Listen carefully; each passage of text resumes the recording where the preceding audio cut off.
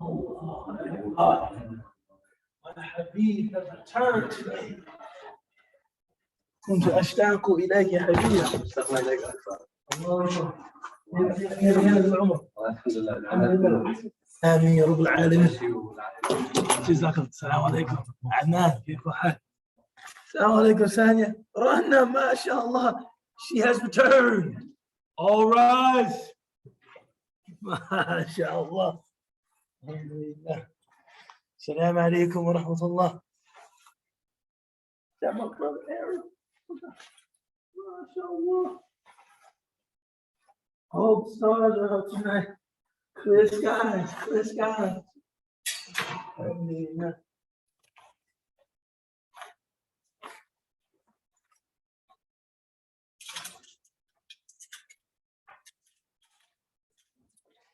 Assalamu alaikum. Hey, man.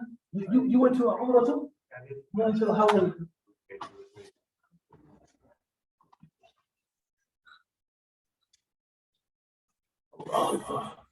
السلام عليكم ورحمة الله وبركاته. بسم الله الرحمن الرحيم. إن الحمد لله نحمده ونستعينه ونستغفره ونستهديه ونعوذ بالله من شرور أنفسنا ومن سيئات أعمالنا، فمن يهده الله فلا مضل له ومن يضلل فلا هادي له، وأشهد أن لا إله إلا الله وحده لا شريك له، وأشهد أن محمد عبده ورسوله، ثم أما بعد. السلام عليكم. ما شاء Allah. It's a great honor, a great privilege, and it's good to see familiar faces in the space, alhamdulillah. And we're still reading. We're actually more than halfway finished with the Al-Shama'il al-Muhammadiyya, right? This traditional book of hadith about the description, personal affects, characteristics, lifestyle, etc. of the Prophet Muhammad alayhi salatu wassalam. So it's a great, it's a great honor to cover a traditional text in a traditional way, right? Even though my Shaykha Ranna said, let's do it thematically. I still remember. She said, let's not go hadith by hadith. Let's just kind of do themes that might be more engaging. And we tried that one week, and I was like, Ranna is correct, but there is still some benefit in just doing it the old-fashioned way, taking each hadith and looking at them and discussing the lives of the narrators. So we've been doing it the old-fashioned way, and we've arrived now at hadith number 219. So for people like Sanya, mashallah, Amir, mashallah, they've been in class. Sanya almost every single hadith. They took you guys missed 1 week, mashallah. We actually held off while you guys were at Umrah. I was like, I don't want them to miss anything, mashallah. So this is a great testament to your consistency. And it's an honor to be able to read these riwayat, these narrations, these prophetic narrations with you. Bismillah ar-Rahman ar-Rahim. عن أبي هريرة رضي الله عنه عن النبي صلى الله عليه وسلم مثله بمعنى the hadith is here. عن أبي هريرة رضي الله عنه قال رسول الله صلى الله عليه وسلم تيب الرجال ما ظهر ريحه وخفي لونه وتيب النساء ما ظهر لونه وخفي ريحه. On the authority of Abu Hurairah, who said, the Messenger of Allah sallallahu alaihi wasallam said, the perfume of men is such that its fragrance is apparent and its color is subtle. And the perfume of women is such that its color is apparent and its fragrance is subtle. So here, the Prophet ﷺ is actually saying that this hadith expresses the jawaz, or the permissibility of men and women wearing fragrance. Right? Anyone that says it is impermissible for women to wear fragrance, that's incorrect. But here the Prophet ﷺ says that the fragrance of men, and he's saying ideally, is fragrance whose color is subtle, but its scent is prominent. And usually the fragrance of women, the scent is subtle, but the color is it's not translucent. It usually has a color, right? So if we are to derive something practical from this hadith, it's that women are being cautioned more so than men are. You know, anyone who knows anything about fragrance, we actually have an expert in fragrance here, mashallah, in Ariel. Anybody should be cautioned from over perfuming. Yeah, I don't care how nice the scent is. If it smells as though you took a shower in it, we cannot appreciate it, right? You have, you know, too much of a good thing in this case is a stinky thing, right?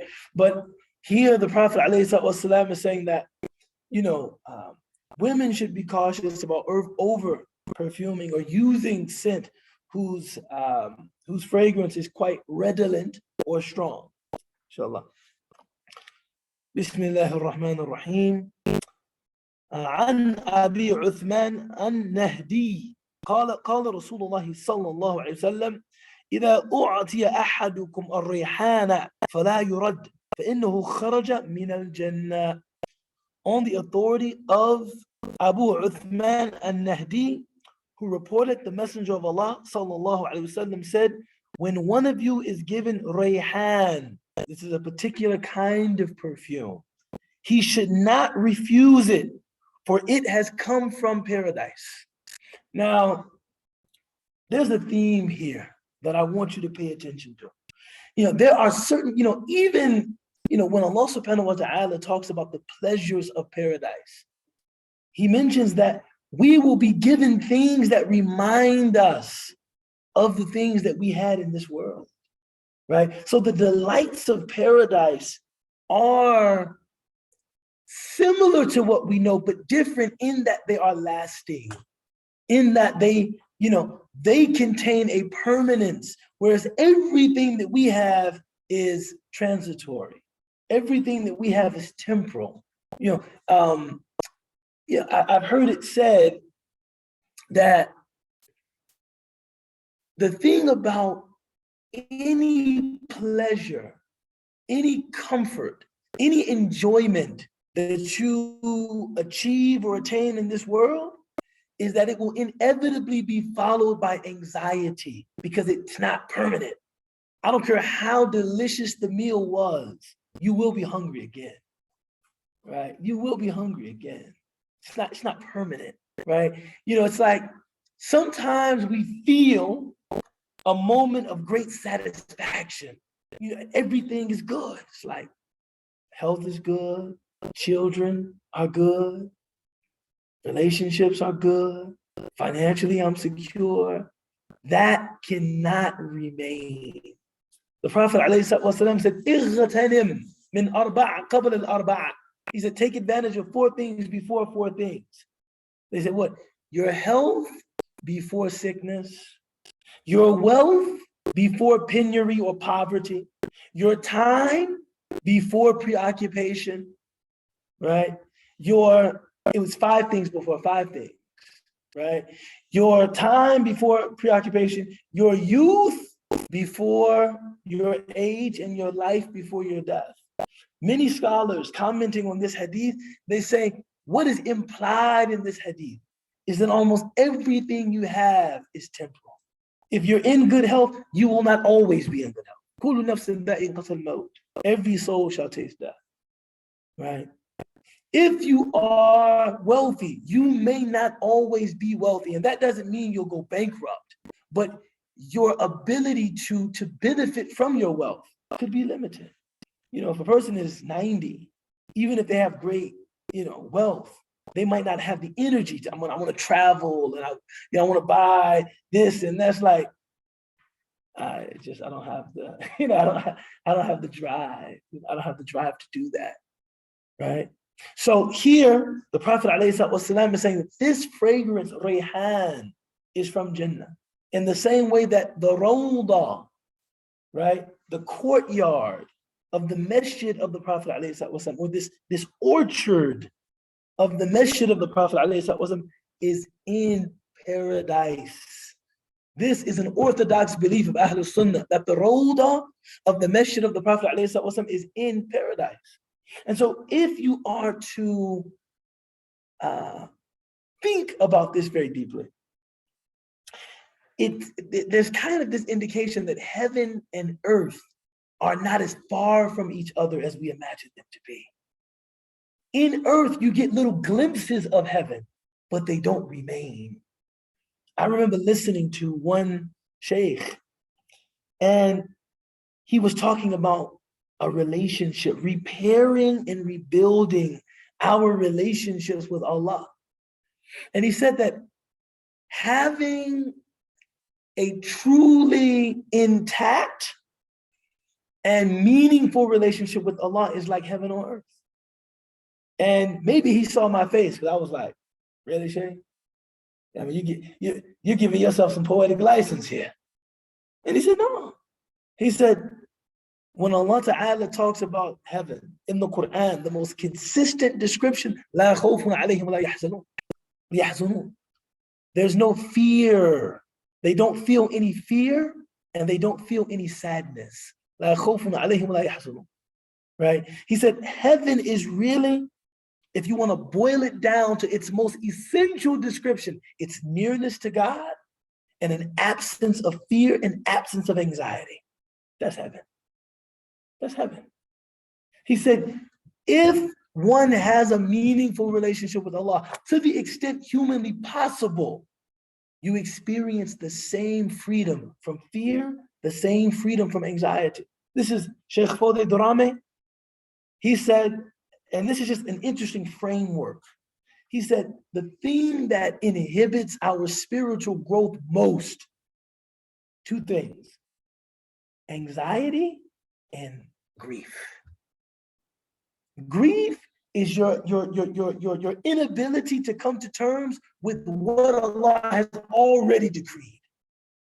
That's grief. Like you're grief-stricken when it's like there's something that happened. Could be your divorce, could be the loss of someone, could be your childhood, could be any number of traumatic experiences that are still holding us back because we can't come to terms with the fact that it happened exactly like Allah wanted it to happen. And then fear or anxiety is fear about what Allah is going to decree. What's going to happen tomorrow? I don't know. He said, if a person can come to terms with grief, and they can come to terms with fear or anxiety, and you have closeness to Allah, you're getting a little slice of heaven. Of course, heaven has more permanence, right? But you're given a little slice of heaven.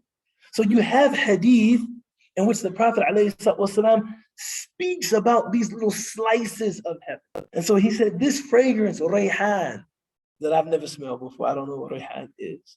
He said, this fragrance is from Jannah. You smell rayhan, you get a little scent of paradise. You know, I remember hearing a story about a sheikh, and he said, don't curse the dunya, nor should you curse the beautiful, inspiring, or things that, you know, produce ighra, or they entice you. Don't curse the enticing things in the dunya. He said, rather, when you see them, say to yourself, wala aisha siwa al-akhirah, that there's no real life except the life of the akhirah. And that every enjoyable thing, every beautiful thing that you see in this world should be a reminder to you of the even more beautiful things that are to come, right? So he said, whenever you see something beautiful, Salah Aisha si wal akhirah, there's no life except the life of the akhirah. And the students, they said, what they found amazing was that the sheikh, he himself never said it. He said they would say it all the time. They said beautiful building, La Aisha si wal akhirah. They ate a beautiful meal, La Aisha si wal akhirah. He said, but the sheikh, he never said it. And so they began to think, what a cold and austere life he leads. He never even sees anything that reminds him of Jannah. And they said one day they were driving him to a Daras. He was sitting in traffic, and a Ferrari rolled up beside them, and the sheikh looked at it and said, La Aisha si wal akhirah. You know, he said, La Aisha si wal akhirah. There's no life except the life of the akhirah. And the person telling me this story, they said, even the sheikh, that didn't own, he owned nearly nothing. He was a car guy. La Aisha si wal akhir. That was the only time he ever said it. Not for food, he said for us. La Aisha si wal akhir. MashaAllah. Bismillah ar-Rahman ar-Rahim.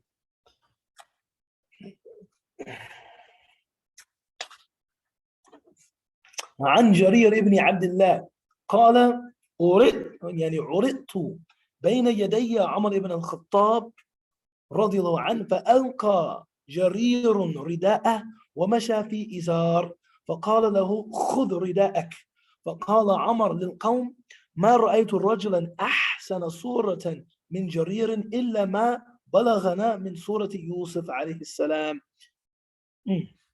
On the authority of Jarir ibn Abdullah, who reported, I was presented before Umar ibn al-Khattab. Jarir removed his cloak and walked wearing only his izar. Umar said, take your cloak. Then Umar said to the people present, I have never seen a man as handsome as Jarir, except for what has reached us concerning the appearance of Yusuf alayhi salam. Now I wonder why Imam al-Tirmidhi includes that hadith, because it's not about the Prophet alayhi salam. It's about Jarir ibn Abdullah. But one thing that's interesting about this hadith is that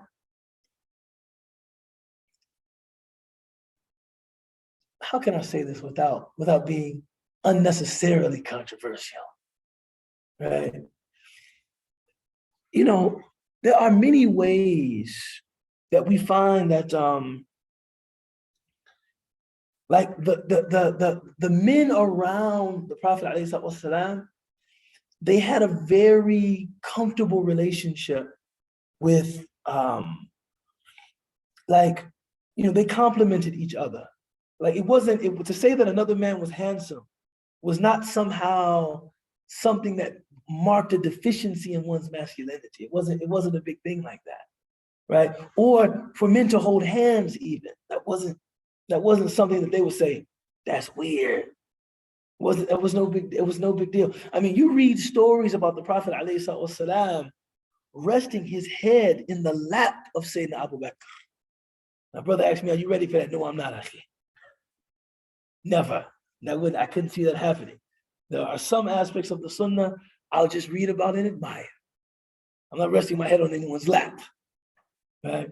But here Amr sees Jarir ibn Abdullah, and Jarir was walking around with just his izar on, right? Meaning his izar is up over his navel, and his shoulders and his chest and a bit of his stomach are exposed.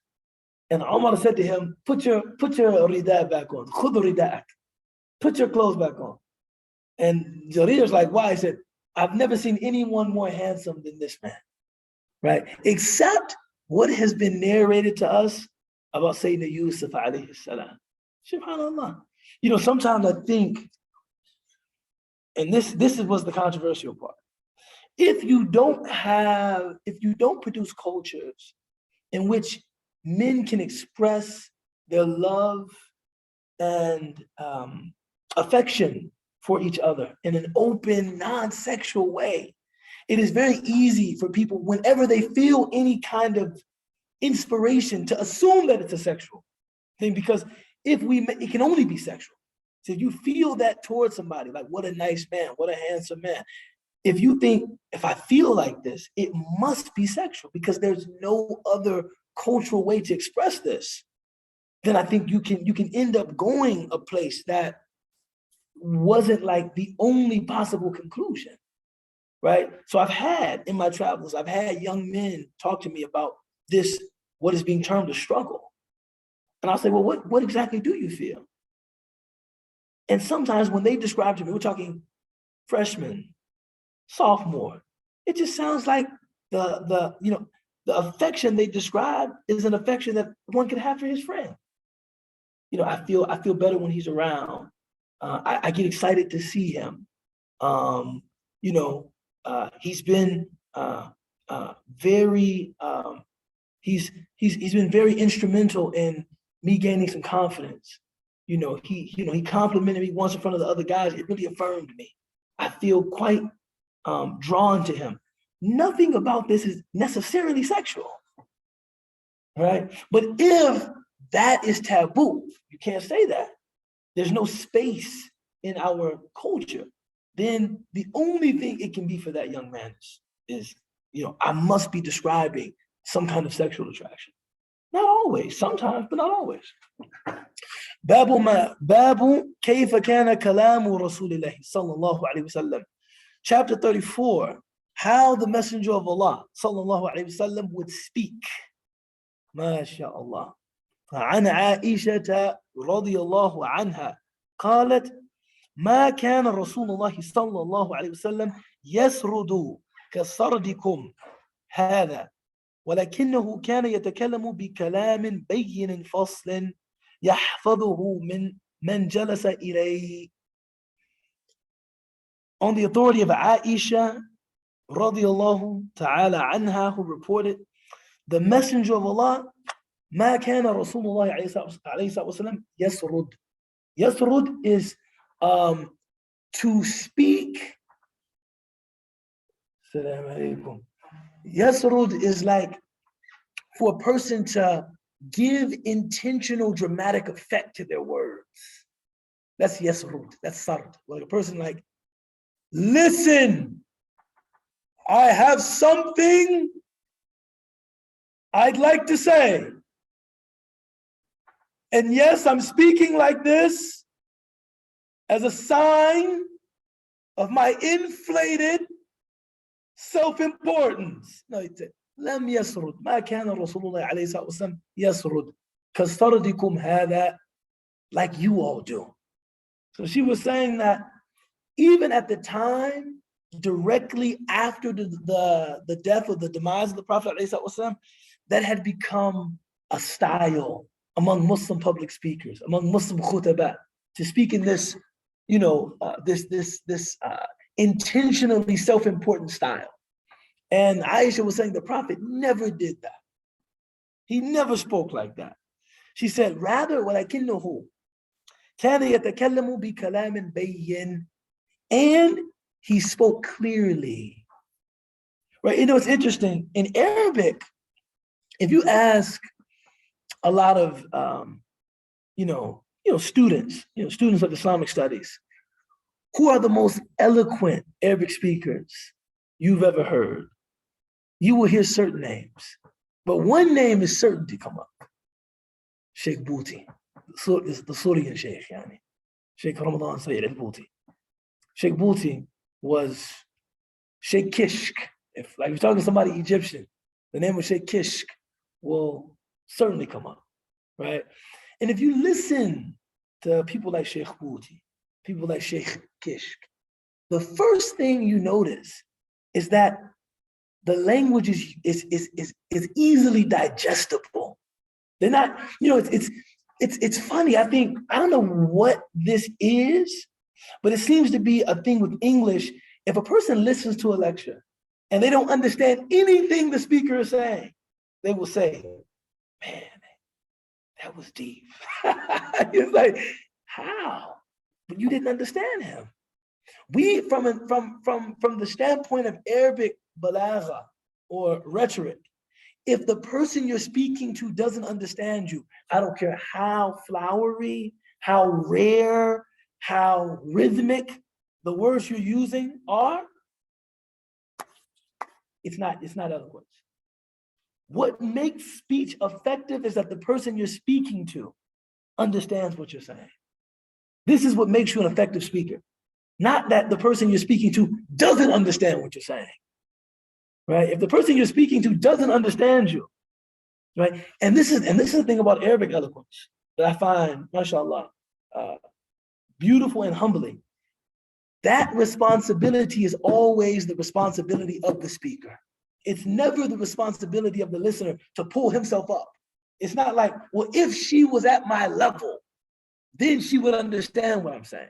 If he was at my level, then he would. No.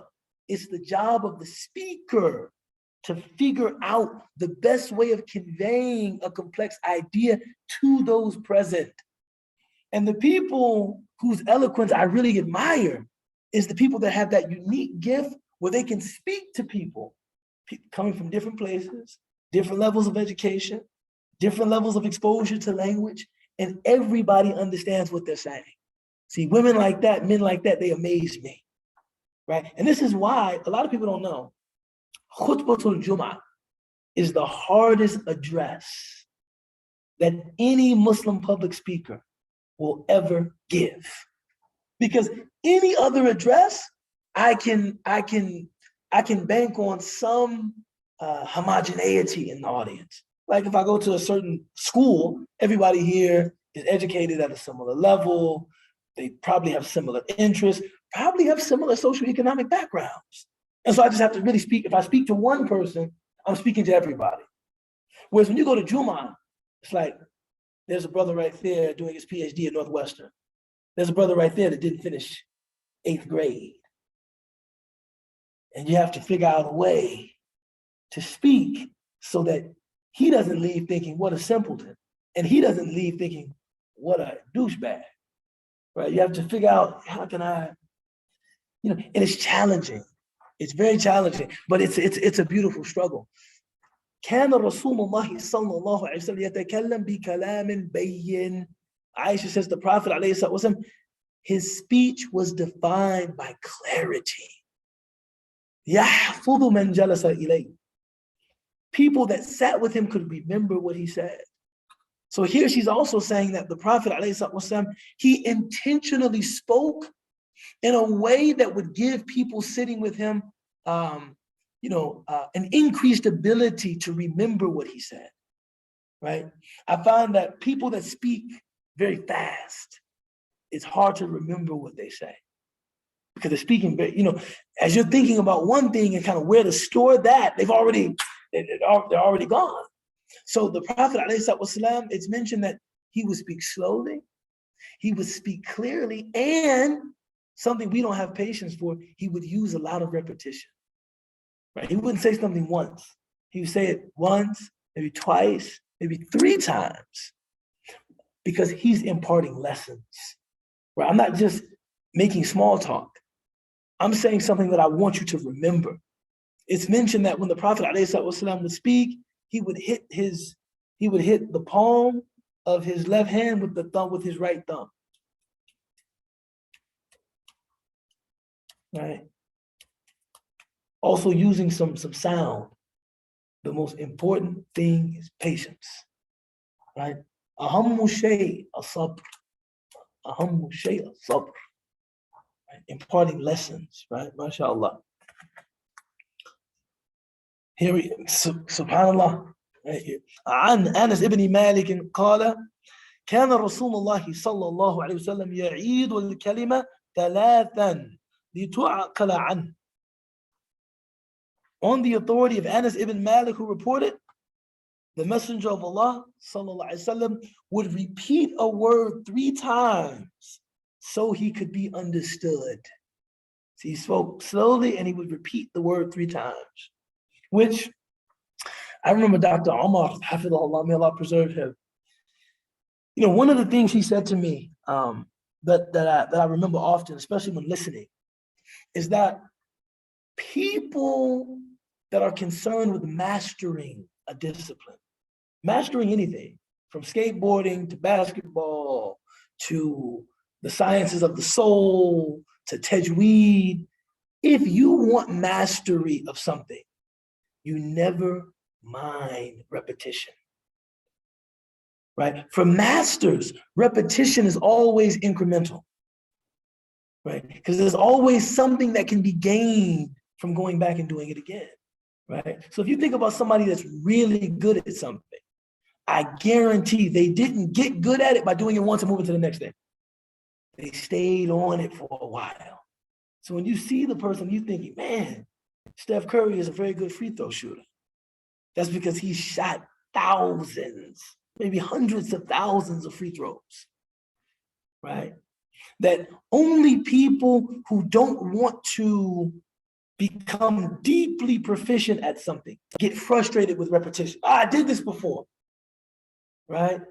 And that's why they say when you hear a verse of the Quran or a statement attributed to the Prophet ﷺ, the worst thing to think, man, I know this one.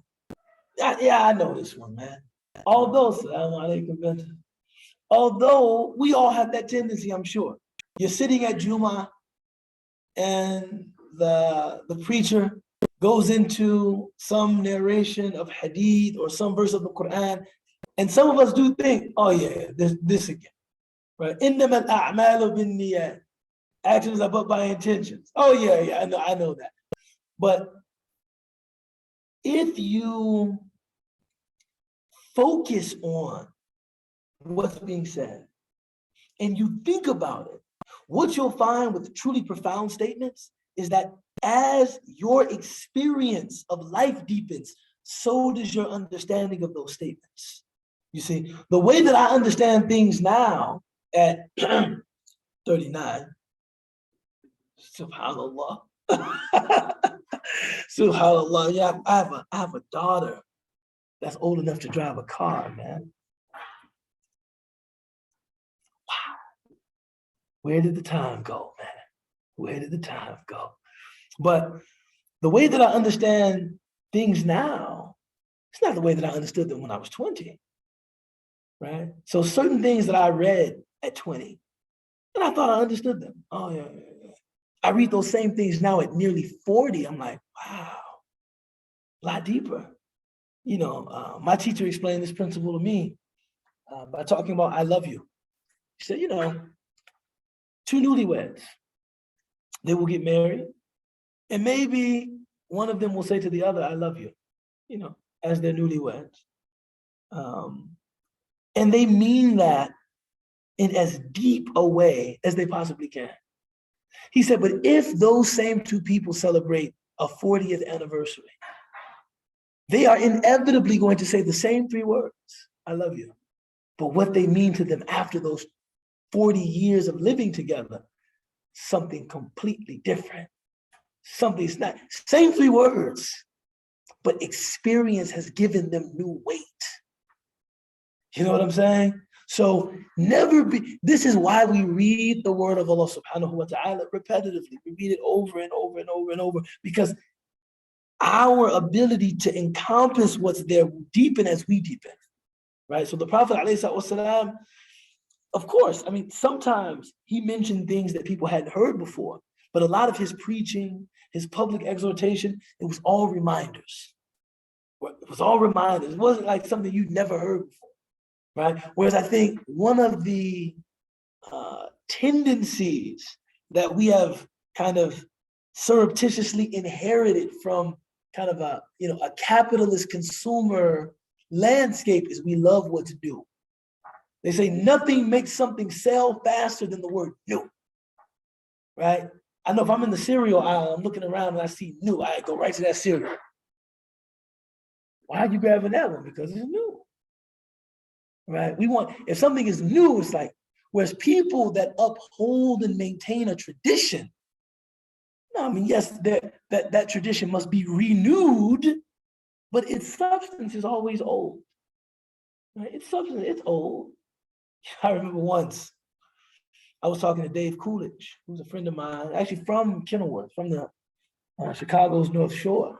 And of course, a very distinct name, Coolidge. I said, are you related to Calvin Coolidge? He said, yes. That's my that's a grandfather of his, or uncle, I forget, but he is actually related to, you wanna know something weird? I know 3 white American Muslims that are descendants of US presidents. I think, that's odd. You know what I'm saying? That's odd. Yeah, I know 3 white American Muslims that are descendants of US presidents. But he was the chaplain at Brown University.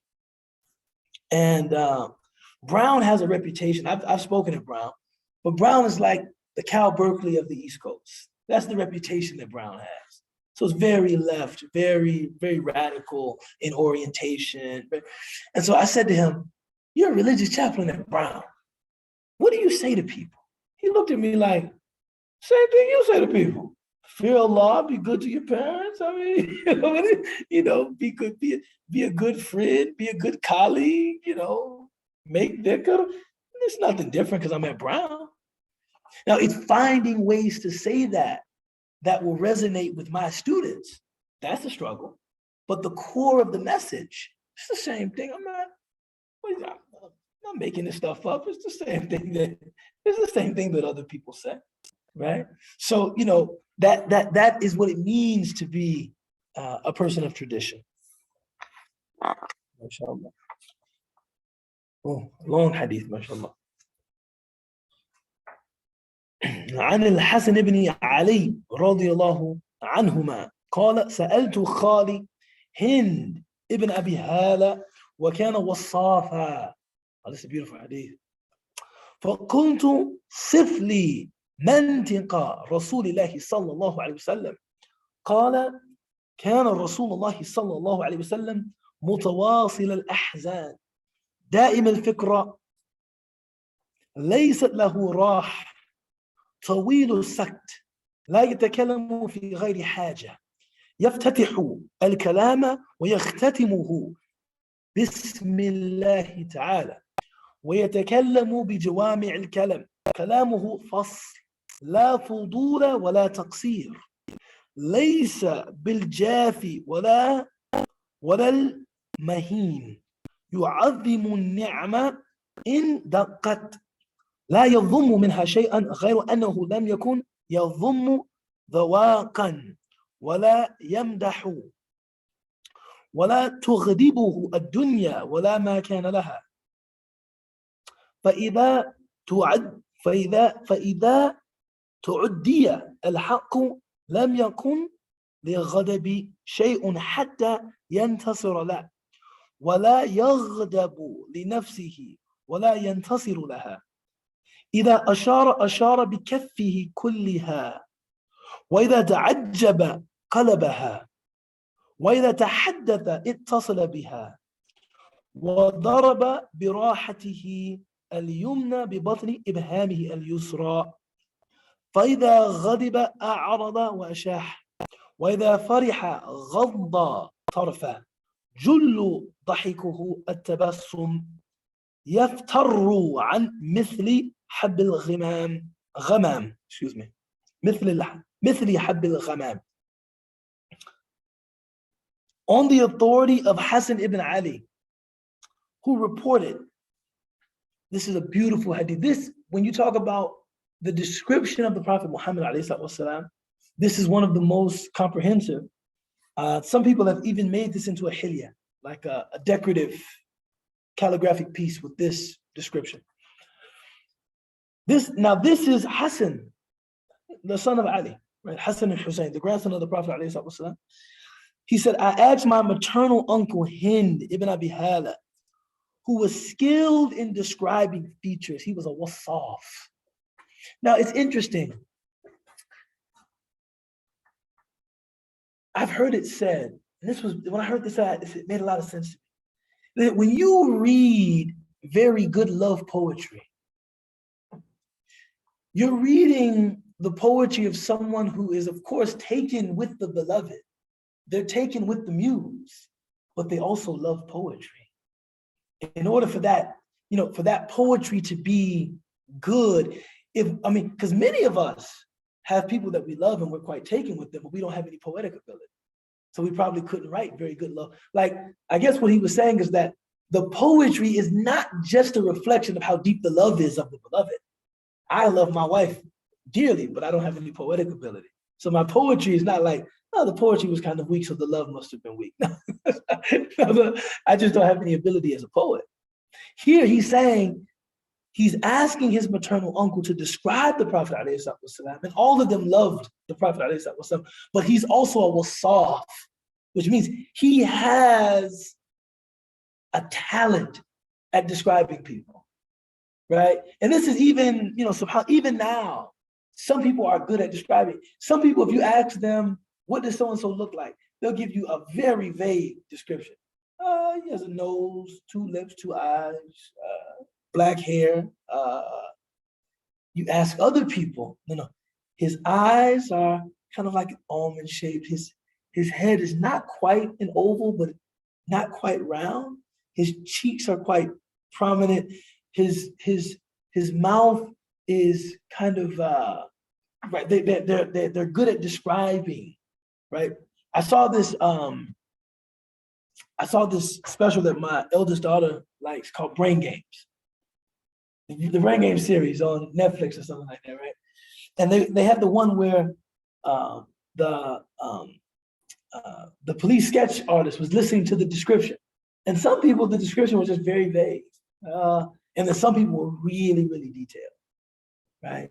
He has a prominent forehead, a sloping jaw, goatee. I'm describing Ariel. A very well manicured mustache, hair that indicates that it's good, but he's not vain. No, I'm just kidding. Right. Some people are really good at describing people. So Hind ibn Abi Hala was a wasa. He was good at describing people. So he said, the Messenger of Allah, sallallahu alaihi wasallam, kana mutawasil al-ahzan. He was in a continual state of worry. وَدَائِمَ الْفِكْرَ, and he was always in deep thought, right? Here they say that the Prophet ﷺ is being described his private persona. That when he was with people, he was actually very engaging. He was very light, very easy to talk to, right? Very warm, very welcoming. But when he was alone, he appeared quite serious and quite grave. He said he had no rest. He had no rest, meaning he was always serving people. That he never experienced empathy fatigue. See, those of us that work with people, we know what empathy fatigue is. Like, I'm just tired, man. I can't listen to another story about another person's needs. I can't listen to another story about something that went wrong with somebody else. It's like, I'm worn out. I can't do it anymore. Laysa lahu raha. He had no rest. Right? And by the way, our families have rights. Our bodies have rights. Right? This is just something that describes for us the station of the Prophet ﷺ. Doesn't mean that we need rest, we need self-care, we need rest. But when they're thinking about the Prophet ﷺ and his dedication to serving people, they're saying he was tireless. He was always serving. He never said, "Man, come on, let me chill, man. No revelation is coming down. Let me do my thing. Baby, come on, man. Why are you doing this?" Now, he was tireless. He would remain silent for long periods, and he would not speak without need. He would begin and end his speech by mentioning the name of Allah, most exalted. His speech was compendious. The Prophet ﷺ said, "Inni utitu jawami al-kalam." By his speech was compendious, he could say a lot in a little, right? The Prophet ﷺ had the gift of conciseness of speech. You know, my wife always says, conciseness of speech is a prophetic virtue, and you don't have it. You see, if I'm explaining something, I take a long time. I love to talk. You know, whenever I talk about anything, I got to start from here, and I give you a detail, then I give you a story, then another story that got nothing to do with what we're talking about. Then 35, 40 minutes later, now I'm telling you, and you're like, what were we talking about? I'm like, wallahu a'lam, but I enjoy your company. I don't even know what we were talking about, but I enjoy talking to you. The Prophet ﷺ, the shortest distance between 2 points is a straight line, right? The other thing about a compendious speaker is they involve you in the transmission of knowledge. See, when somebody speaks at length, they're not giving you ownership of what you're learning. They're telling you what it is. They're telling you how to think about it. They're telling you how not to think about it. Do you know, this was a scholar of hadith pointed this out to me, and I thought this was really interesting. Of all of the chapters in Sahih al-Bukhari, book of hadith, the shortest chapter is the book of Tafsir. One of the shortest chapters is the book of Tafsir. You would think that the Prophet ﷺ would speak ad nauseum. The Quran means this, don't interpret it like this. Because he wanted people to read the Quran. You interact with it. I'm not going to tell you everything to look for. I'm not going to tell you everything you shouldn't find. You read it. What occurs to your heart? What occurs to your mind? So people that have compendious speech, they say something and they let you come up with the analogies, right? If I say actions are determined by intention, you can think, like this and like this and like this, or like this, or perhaps like this. But me, I'm gonna say, actions are determined by intentions. For example, and then I'm speaking for the next the next hour. For example, right? The Prophet wasn't like that. To the point, and he gave you ownership of what he was saying. You think about that. What do you think about that? He says, his words were distinguished. They were neither too much or too few. It's that golden mean in speech. You know, someone is too short with their words. It seems rude. We call that being curt. Right? Being curt, being very rude. It's like, okay, they seem bothered. You know, you ever talk to somebody, they're very short in their responses. On the other hand, if someone is too long in their speech, you're like, man, damn, you need some friends, man. I just said we're having nice weather. It's 20 minutes later, you're still talking. I was just trying to be polite. No, he had that golden mean in his speech. Not so few that you thought, man, that was rude, but not so much that you thought, man, I'm being held hostage. Just that golden mean in his speech, right? He was neither coarse nor demeaning. That the Prophet ﷺ never behaved in a callous way. He wasn't a coarse person. You know, he was always a very, very gentle person. You know, he refrained from saying things to people that could be interpreted as offensive, right? He did not like to see people demeaned. He didn't like to see anybody ridicule anybody else. That's now if it's done bihukm al-rida, in fun, two people joke about each other and both of them are having fun, mashallah. But if one of them feels demeaned, why do you talk to me this way? The Prophet, he did not demean anybody. He honored blessings even if they were small. The Prophet was shukur. He was appreciative. Any small thing a person did for him, he treated it as though it were a big thing. Actually, the word in the hadith is yu'azzimu ni'mah. Yu'azzim, I would say, they put you honored. He honored. I would say he magnified. Although the translators of this book are much better Arabic than me. But yu'azzimu an-ni'mah. He magnified blessing.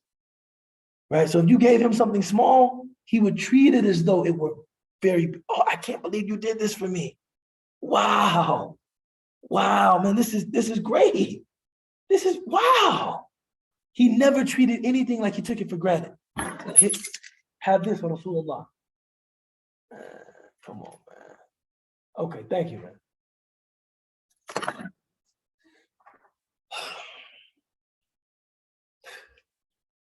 Right? Everything that was given to him, he magnified. You know, I remember when I was a Christian and celebrated Christmas, I had an uncle that would give me socks every year for Christmas. Just socks, not special socks, just tube socks, white sweat socks. And after a while, I would open and just start laughing. Oh, the same gold-toe socks, the same gold-toe socks. And I think about every time I've reviewed this hadith or I've read it, I think prophetic character it would have been to be appreciative every time because he didn't have to give me anything, right? He wanted me to have clean footwear. I guess maybe my feet stunk, so I don't know, but he wanted me to have clean socks. He would always magnify blessings. Oh, this is great, right? He would neither find fault nor praise excessively the taste of food and drink. Now, this is important. Finding fault, we can clearly see how that's prophetic. That the Prophet ﷺ was never served food in which he said, this is terrible. This is terrible. What is this? What is it? Now, he did not eat everything that he was served. If something, didn't agree with his particular taste, he didn't eat it. Right? Once they served him a lizard, and they said, Ya Rasulullah, is this haram? He said, no, but it's not from our custom to eat lizards. They said, oh, okay. And they started, they started eating it, right? But he never found fault with food. He never said, this is too salty. Yeah, he never did that. But he also didn't praise food excessively. Why? Because if he praised food excessively, the person that served his food that he didn't praise excessively would feel like, it's almost like if you give me cookies and I'm jumping for these, what did you put in these? The Prophet said, Rayhan is in Jannah. Are these cookies from Jannah? What? And then Amir gives me cookies tomorrow and I'm just like,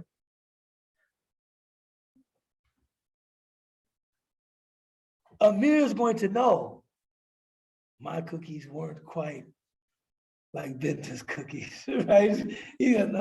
So the Prophet, he didn't praise food excessively, not because he wasn't excessively appreciative, but he didn't want the people who served him food that he wasn't particularly fond of.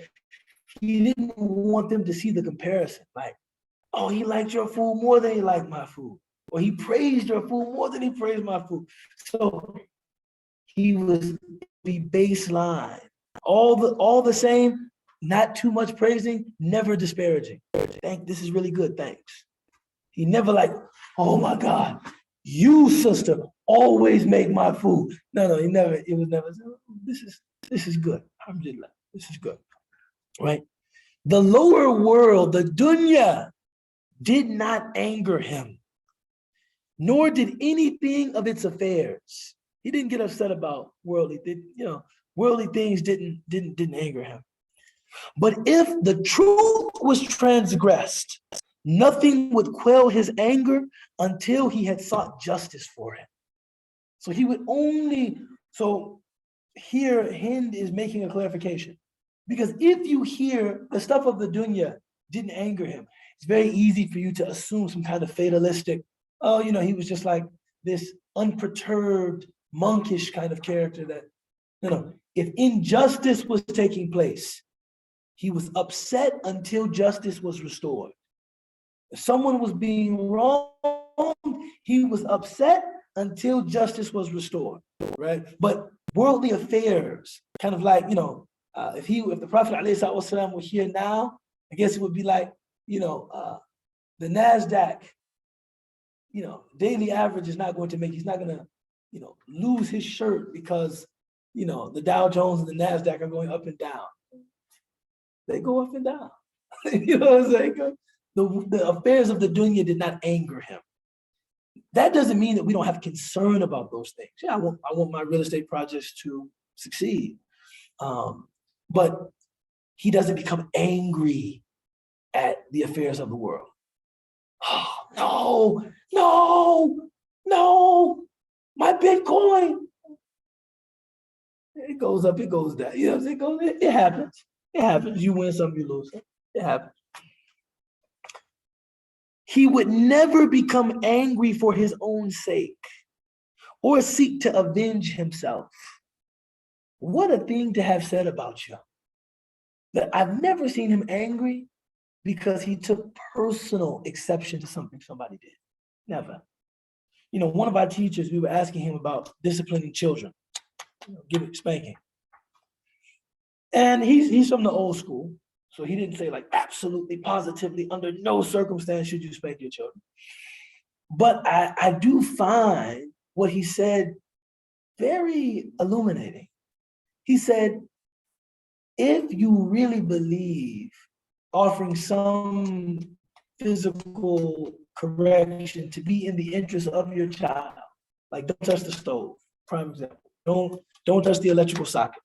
Don't do that. He said, then you can do it. But if you want to discipline them because you personally feel disrespected that they disobeyed you, don't ever put your hands on your children in that state. Because it's not for them, it's just to avenge your nafs. How dare you disobey me? He said, who are you? You disobey God all the time. Who are you? Didn't you hear what I said? Yeah, she heard what you said and she did something different. He said, if you are doing it to like you take personal offense at being disobeyed. I am your father. How dare you disobey me? He said, never put your hands on your children in that state. Because this is only a reflection of your ego. How dare you talk to me like that? Do you know who I am? No. But if you think, no, I want him to remember, don't come near the electrical socket with wet hands. That's something that you intend for the benefit of that child. It's not about that you offended me. I said, Sheikh, what? I said, where are you deriving this from? He said, the Prophet ﷺ never got angry for himself. And if you want to really look at the practice of the Prophet ﷺ, he never struck. Aisha said the Prophet never struck with his hand a woman, a child, a servant, a person, anybody, besides fighting for the sake of Allah. Never. So that the Prophet ﷺ was a non-violent person, except fighting for the sake of Allah. But there was nothing in his demeanor, nothing in his personality that inclined toward violence. Right? كُتِبَ عَلَيْكُمُ الْقِتَالُ وَهُوَ كُرْهٌ لَكُمْ. Fighting has been prescribed for you, and it's something you don't like. فَعَسَىٰ أَن تَكْرَهُ شَيْئًا وَهُوَ خَيْرٌ لَكُمْ. Maybe you dislike something in which God has put good.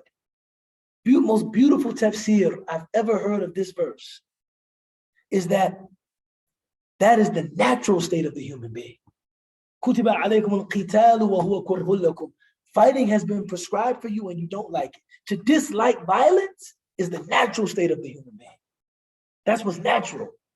I don't want any violence. I don't want any conflict, right? But maybe that thing that you dislike, there's some good in it, right? So one should be a reluctant but firm warrior. Reluctant. I really don't want violence. But if it goes there, I'm firm. If it goes there, the only retreat is tactical. If it goes there. But the fact that things appear to be going there, this is distressing to me. I really don't want conflict. I don't want to fight anybody. I don't want to hurt anybody. Oppression of all kinds will be darkness on Yawm al-Qiyamah. I don't want to hurt anybody. I don't want to harm anybody. But if the situation demands that kind of defense, that kind of response, inshallah, you will find me firm. You will find me unyielding if the situation demands that. But it's not something that we want. You know, once, beautiful hadith, the Prophet ﷺ and the Muslims were returning from Badr. And every time they went over a valley, like through a ravine, they would yell, Allahu Akbar, just exulting in their victory. And the Prophet came from the front of their caravan and said, we don't do this. We're not vainglorious boasters in victory, right? It's like the famous statement attributed to Bruce Lee, showing off is the fool's idea of glory. That's what a fool thinks glory is. Whoa, we don't do this. Allah gave us victory, and this is a solemn occasion, right? There's nothing about the Prophet ﷺ that sacralized violence. Even people say holy war. I know what they're trying to indicate, but that's a misnomer. There's nothing holy about war. War is a reality at times, but there's nothing holy about it. Holy war. No, holy peace. Peace is holy. Holy peace. Unfortunate war. I'm not an absolute pacifist. Unfortunate war. But holy peace. You understand? When he would point at something, he would point with his whole hand, which is interesting. The Prophet, ﷺ, he didn't point like this. He pointed like this. Point his whole hand. It's interesting, you hear that growing up. It's 3 pointing back at you. Everybody, people say that when you're a child.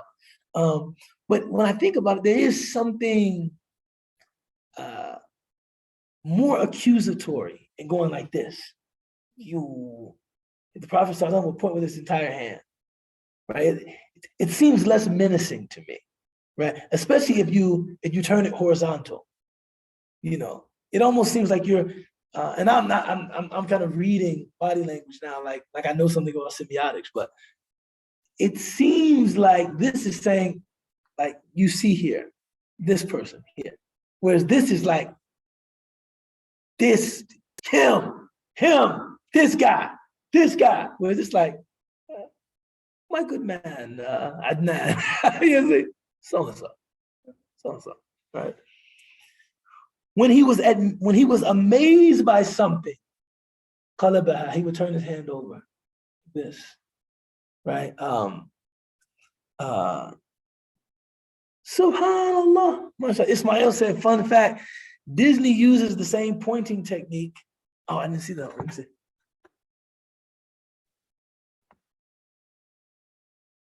He said that Disney uses the same pointing technique for its theme park guides.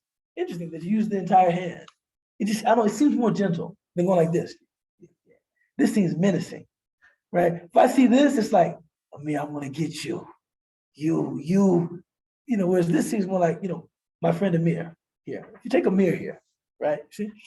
It says that when he was amazed, he would turn his hand over, right? إِذَا تَعَجَّبَ قَلَبَهُ, like this, Subhanallah, right? He would flip his hand, right? They say if the Prophet ﷺ was amazed by something, he would say, Subhanallah, and turn the Subhanallah, flip the hand over.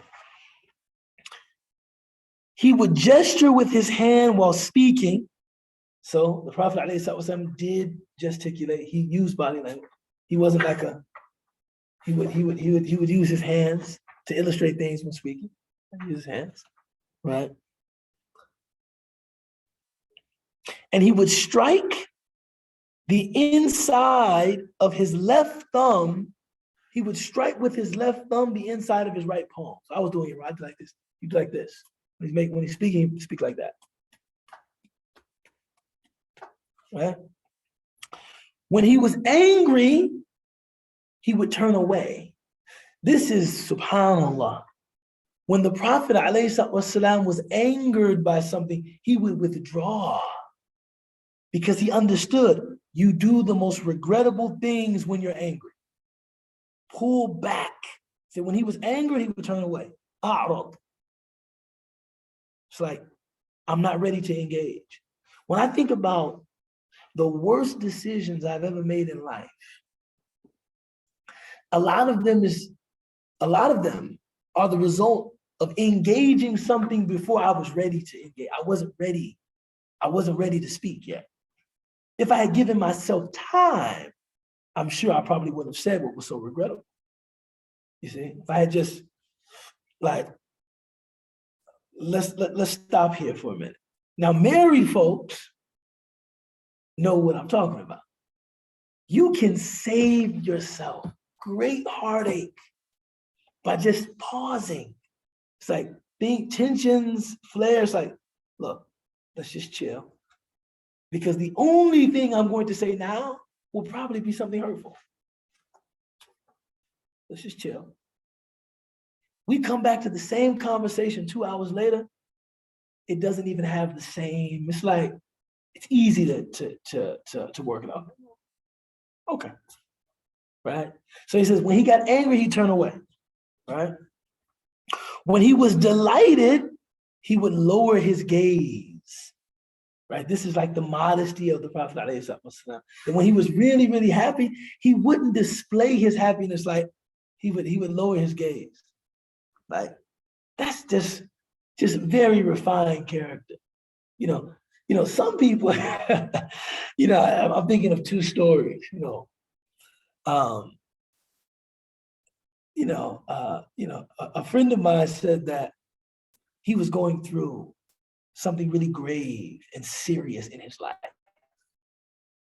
He was coming out of, he was entering Masjid al-Nabawi. He was entering the Prophet's mosque. And he said an old man was coming out of the masjid. And he said that this old man looked like he had never seen anyone happier than this man. I mean, the man just prayed the masjid of the Prophet. He was like, and he said that he was going into the masjid and he was like really sad, like downcast. He said the old man ran to him and said, "Salam alaikum." He said when he saw his face, he said, and just walked away. Right? And he said that he felt so bad that he couldn't match that. Like whatever the man was feeling, he was like, man, I put some cubs on his bust. You know what I'm saying? Like the old man was like in a state of like spiritual ecstasy. And then he saw me and he came back to earth. It was like, salam alaikum. It's just like, man, I wish I was happier because I would have brought him back. He could have stayed. If he was like, salam alaikum, I was like, wa alaikum salam. You know what I'm saying? He's like, I put some cups on his bust, and I brought him down, right? The same thing is true, however. Sometimes, people that are kind of ethereal in their happiness, they can frustrate you a little bit. It's like, yo, man, you too happy, man. You just too happy, man. It's 3 Muslims in Chicago I know. Happiest people I've ever seen in my life. And sometimes, especially if I'm going through something really serious and they're just like, subhanallah, mashallah. There's no losing for the movement. It's either patience or it's gratitude. That's it. I'm just like, bro, right now, I'm not feeling that right now. It's like, bro, right now, bro, And so whenever I hear this hadith that the Prophet, when he was delighted, he would lower his gaze. I think that there's some humility in that. Like, I don't want to make someone else uncomfortable with my state. Like if you're going through something really, really serious, really, really tough, and I'm just like, that can be a little frustrating, man. It's kind of like, to give you a vivid example, they say that if you're in jail and you're about to be released, you never disclose to anybody that you're about to be released. And you want to keep the same, how's it going? How can it go? We're in prison. What do you mean, how's it going? They say, because if you're walking around like, I'm going home tomorrow, and you're talking to a guy that has 35 more years, you can imagine this might not go well. Tomorrow, I'm about to see my kids. I haven't seen my children. I haven't seen my children in 5 years. I'm going home tomorrow. They said people get stabbed like that, man. It's like, it's like, so even to be able to sometimes hold that in out of modesty. It's like, how are you? Yeah, I'm feeling pretty good, man. Tomorrow will be a big step for me. Tomorrow will be a big step for me. But I'm going to enter it prayerfully. That a person can like, okay, man, I wish you the best on your journey. But if you walk, I'm going home tomorrow. You might not make it home. you might not make it home. So learning how to be modest, even in the expression of your joy, very important sunnah. Sometimes modesty in the expression of your joy, you prevent people from looking at you with the evil eye. You prevent envy. You prevent, if somebody is like going through a divorce, maybe you don't go to them talking about marital bliss. They're like, man, just came back from divorce court. Oh my God, I just came back from Cancun. My wife and I, it was amazing. He's just like, thanks. It's like modesty, right? His laughter was mostly smiles. And when he would laugh, it was as though something like hailstones had appeared. They're not talking about the luminosity of his smile. And that his laughter was mostly a smile, right? Julluhu at-tabassum. Most of his laughter was like, it's interesting, man. I mean, Egyptians, and among the Arab, I spent among anybody, the only place that I've ever lived outside of Chicago is Cairo. That's crazy. right? I only have two hometowns. Cairo for me is actually like a hometown. I go to Cairo, I'm home. I know exactly how to get where I want to go. I know exactly where I want to go. You know, people talk to me, I'm me, I respond in a kind of mixed Fusha, I'm me. I'm moving through Cairo, right? Egyptians are very ebullient, very joyous people.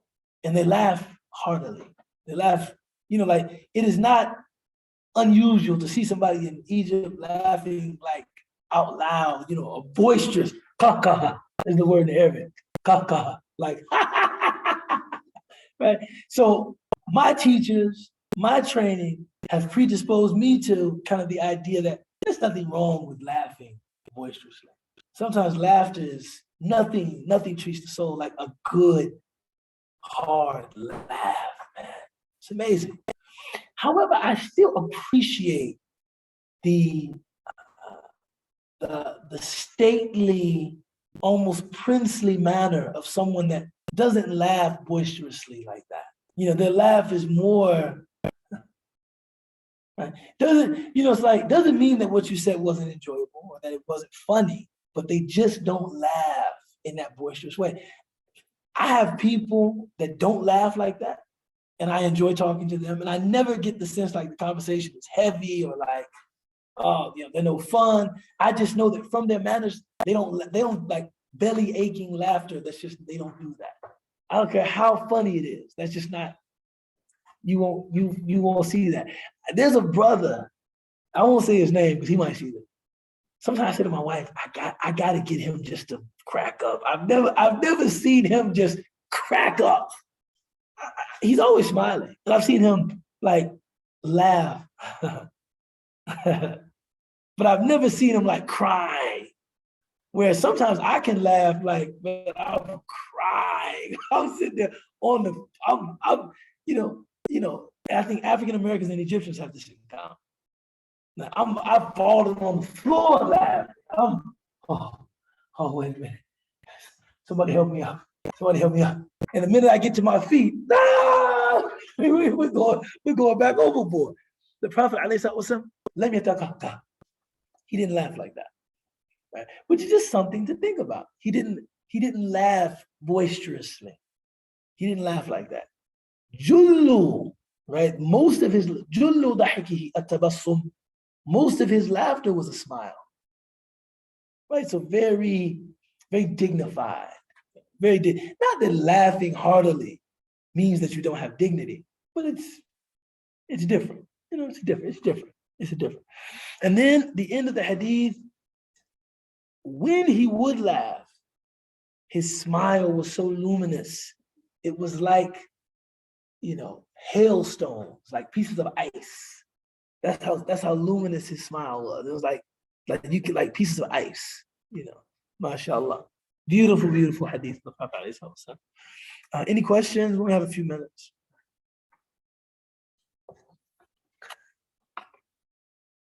MashaAllah. And the next chapter is Babu ma ja'a fi dahiki Rasulillahi alayhi salam. What has been narrated concerning the laughter of the Prophet alayhi salam. MashaAllah. MashaAllah. It takes all kinds, man. I remember the day I was sitting in a taxi cab, and I remember the day that I fell in love with us Egyptian people. I was in a taxi cab, and the first thing, the cab driver just started talking to me about like really personal stuff. You know what I'm saying? Really, really personal stuff. And which is a very American thing, very American thing. I remember being in London, they say, if you even talk to somebody on the bus stop, they'll think you're weird. You're like, hey, how's it going? If you're asking for like directions or something, but if you're just making talk with them, like, why are you talking to me? Why are you talking to me? So he started talking to me about something really personal. And he was telling me, he said, my daughter, yesterday, her husband, and we thought he was a good guy, he hit her. And I was like, oh, that's terrible, man. I said, what happened? He said, me and my brother, we went over there. We had to straighten them out. Me and my brother, we went over, we beat him up. We beat him up pretty bad. And I remember thinking to myself, oh, I was like, really? And so then I said, so you must have like snatched your daughter out of there and brought her home? He was like, no. Then what? Who IGM she quit? Now he wants to do the right thing. I've been thinking to myself, oh, that was gangster. You know what I'm saying? Just like, I said, so would you snatch your daughter out of there? He said, no. After we beat him up, he apologized to her. He wants to do the right thing now. You know what I'm saying? And I was like, man, protected his daughter, punished somebody that needed to be punished, and kept the family together. We usually recommend therapy. We usually recommend therapy and counseling, but I guess there's other ways to do that. You know what I'm saying? So we beat him up. It was a bitch we beat him up. Me and my brother, we beat him up. And I was like, ooh. That's a more direct way to deal with that kind of scenario. I said, Egyptians, man, you're okay with me, man. You're okay with me. You're okay with me, mashallah. Bismillah ar-Rahman ar-Rahim wal-Asr. إن الإنسان لفي خسر إلا الذين آمنوا وعملوا الصالحات وتواصوا بالحق وتواصوا بالصبر. آمين يا رب العالمين. Thank you all for coming, man. Mashallah. Thank you all for coming.